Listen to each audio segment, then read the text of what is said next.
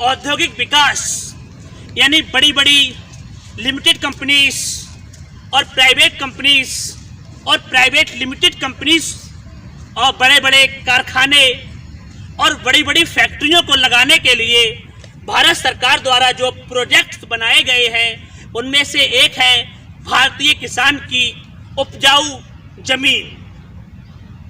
सोने जैसे अन्न को पैदा करने वाले उपजाऊ खेत, और इस जमीन को खरीदने के लिए भारत सरकार द्वारा कुछ कानून बनाए गए हैं। यानी कोई भी प्राइवेट कंपनी या कोई भी प्राइवेट लिमिटेड कंपनी या किसी भी प्राइवेट कंपनी का मालिक या खुद सरकार भी किसान से किसान की मर्जी के बिना उसकी जमीन जबरदस्ती नहीं छीन सकती। किसान चाहे तो अपनी जमीन बेच सकता है और किसान चाहे तो अपनी जमीन नहीं बेच सकता है। इस बात का हक खुद भारतीय सरकार ने या भारत के कानून ने भारतीय किसान को दिया है। भारत की 70% जनसंख्या गांवों में बसती है, इसलिए भारत को गांवों का देश कहा जाता है और भारतीय किसान इस देश का राजा कहलाता है। जब कभी भी हम स्वादिष्ट और अच्छा खाना खाते हैं ना, तो बनाने वाले की बहुत तारीफ करते हैं, लेकिन उस समय उस किसान के बारे में नहीं सोचते जिसने वो फसल उगाई है।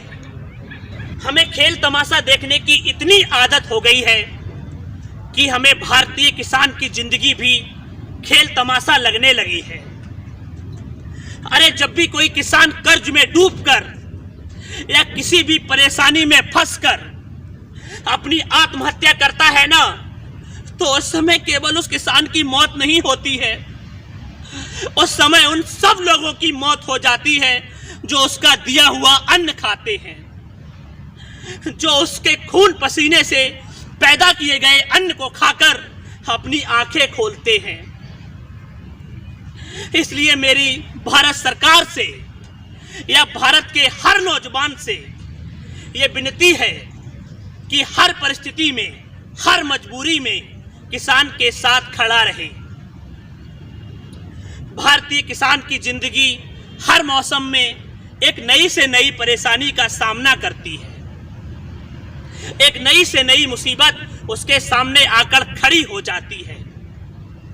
हम सब भारतवासियों को और भारत की सरकार को उन मुसीबतों को खत्म करना है, जिससे भारत का किसान एक खुशहाल जिंदगी व्यतीत कर सके।